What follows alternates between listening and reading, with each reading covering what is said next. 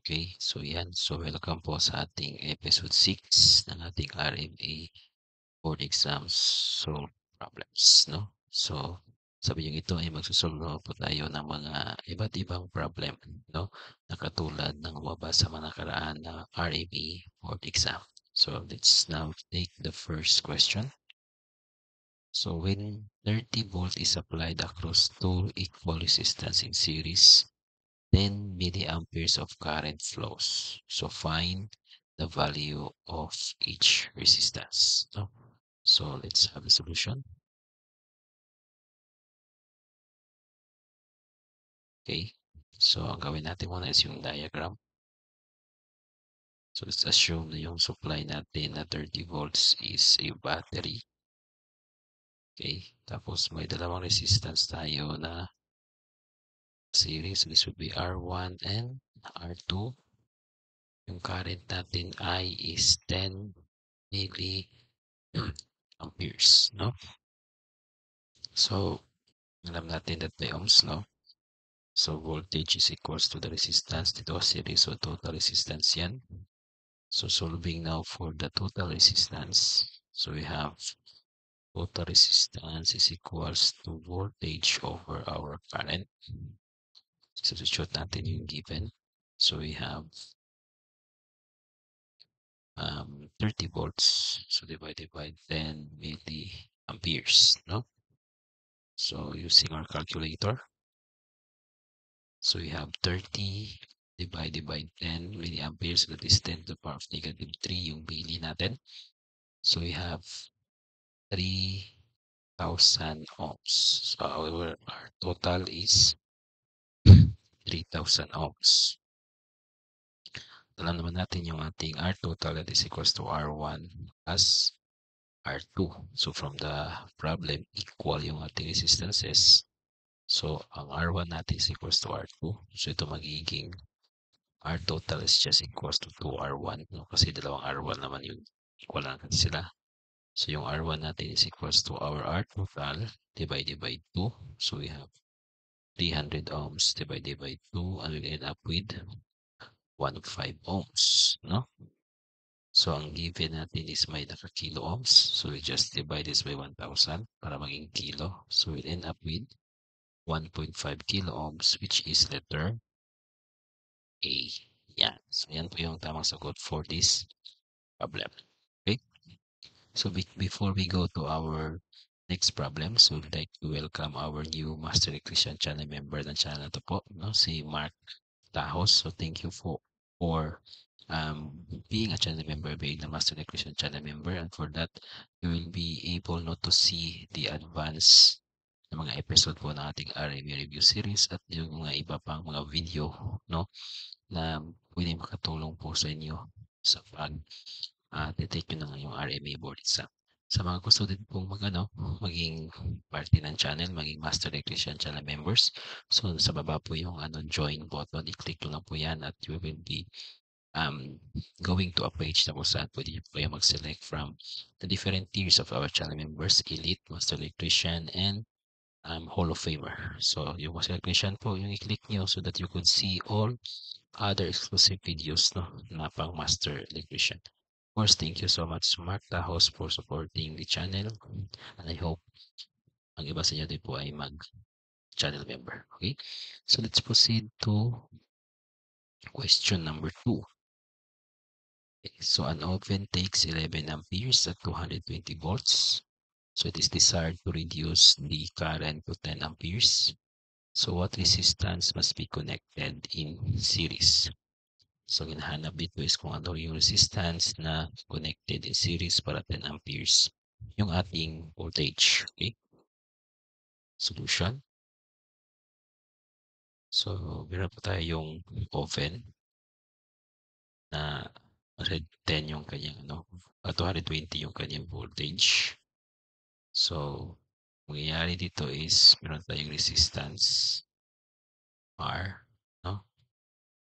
Tapos dito is we will have 10 amperes. So before siya naging before natin connect yung mismong load niya, no? So this is our load RL. So ito is magiging 11 amperes. So meaning, ang kinuha ng resistance nito is 11 amperes, no? Or 1 ampere yung napunta dito, no? Yan.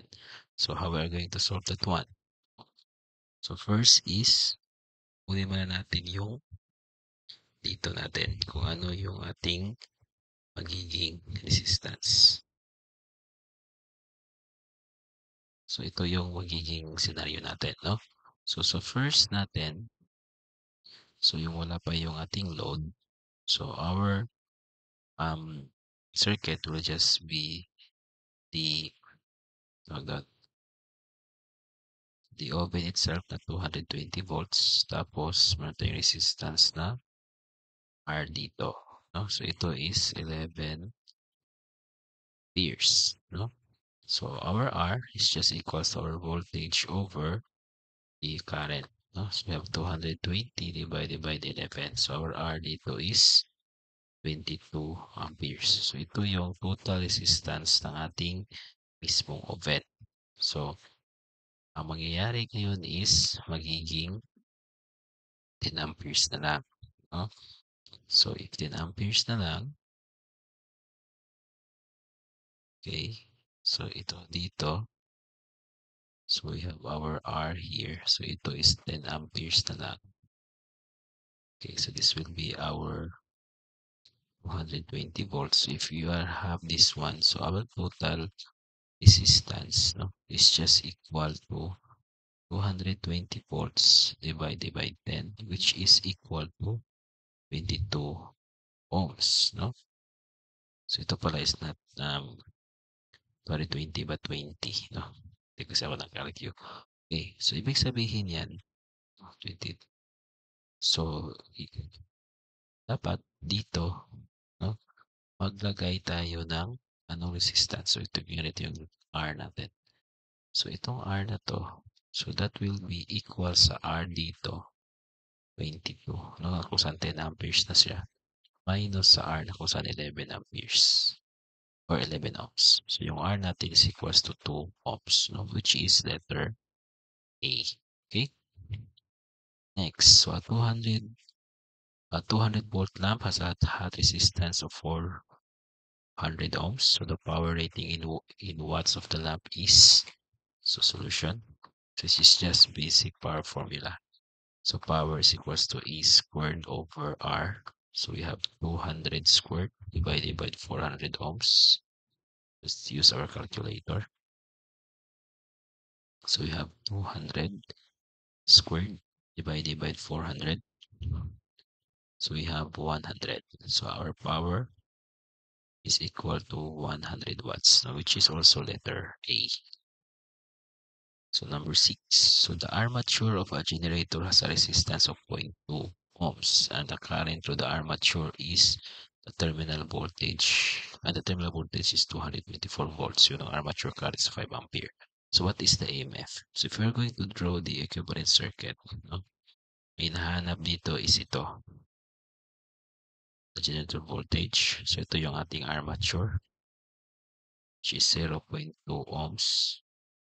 Tapos, meron tayo ditong terminal voltage, which is 224 volts, na yung current na dumadaan naman ay is equal to 5 amperes. So, ang gawin lang natin is, kunin natin kung ano yung voltage drop dito. So, sabihin natin A sub R yan.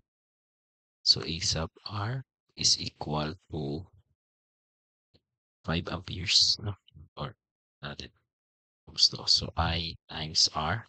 So, we have 5 amperes times 0.2 ohms. So that would be equal to, so 0.2 times 5. So 1. So we have 1 volt. So yung ating total or yung ating EMF, so that is the total voltage, no?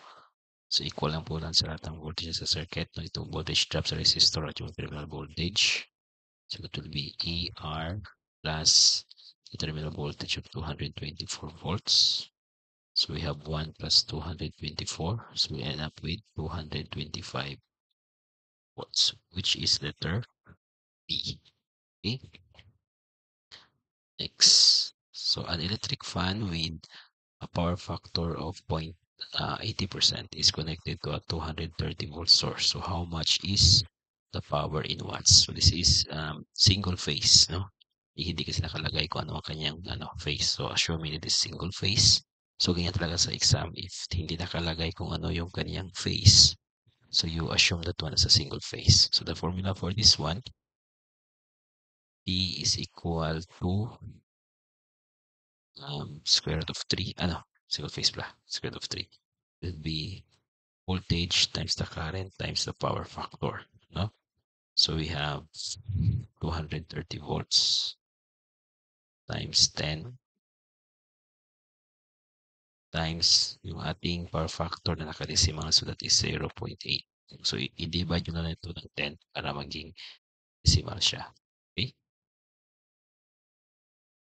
So using our calculator, so we have 230 volts times 10 times 0.8. Okay, so that is equal to 1,840 watts. So 1,840 watts. So which is letter C. Okay? So sa mga po yung bago pa lang po sa channel yun talaga pag nag-ano pa lang po for the board exam. So I will be posting link po sa baba ng mga playlist, no? Yung mga playlist ng mga nakaraang video ko po, no, about previous board exam, no? Yung mga nakandak ko po ng mga online review from 2022 to 2024. Ipopost ko po sa baba yung playlist kung saan po kakaroon po kayo ng idea kung paano po to talagang yung concept, no, in solving this type of problem, yung tungkol sa power factor, which is part of the AC circuit. Yung kanina, yung tungkol sa ito, no, yung tungkol sa armature ng ating generator, no, yung mga voltage drop. So, nandun po yung lahat. So, if kayo yung medyo baguhan talaga, so you must always, or you must know the concept. So, you could browse those videos, no? Baka malaking tulong din po yun para kayo po ay makapasa sa RME exam, no? And also for the Master Exam channel members, so I will be posting, no, exclusive video po, no, ng 2026, no, for the April 2026 RME online review po dito sa channel. Para po yan sa mga channel members na mga Master Electrician. So, exclusive po yan if you will become a Master Electrician channel member. Okay, so the last problem. So the field winding of a shunt motor has a resistance of 110 ohms and the voltage applied is 220 volts. So what is the amount of power expended in the field excitation? So if you magtitignan yung problem, titingin yung mahirap kasi motor yan, no? Motor, ano yung shunt motor? But just look at the problem. If meron pa bang ibinigay ng mga shunt resistance or the excitation field resistance. If wala naman, so just use, no, the basic formula, which is the basic Ohm's law or the basic power formula. So for this one, given yung resistance at yung power, voltage, hinahanap yung power. So use the formula power is equal to E squared over R. Now sometimes the pinaka basic na solution are the correct ones, no? Okay, so 220 volts squared divided by 110. Okay, so this is ohms. So 220 squared divided by 110. So we have 440. So 440 watts. So yan yung power expended ng ating field excitation, which is letter C. Okay? Yan. No? So thank you for watching the video, no, mula sa simula hanggang sa katapusan, no. And again, if you want to learn more, no, about RME board exam, no, or yung talagang gusto niyo po talagang mag self-review in taking the RME board exam, so sa baba po yung mga link po ng mga playlist, no, from my online review conducted from August 2023 up to hindi pala yung sa last, but nakapost na pala ako for August 2025 then, no? And also for the channel members, so I will be also start to post exclusive, no? Um, online review for the upcoming April 2026 board exam. So you will just makikita lang na po sa inyong notification na yung mga videos na po yun ay naka-post. Okay? So thank you for watching this video. This is Engineer King, and as always, enjoy learning.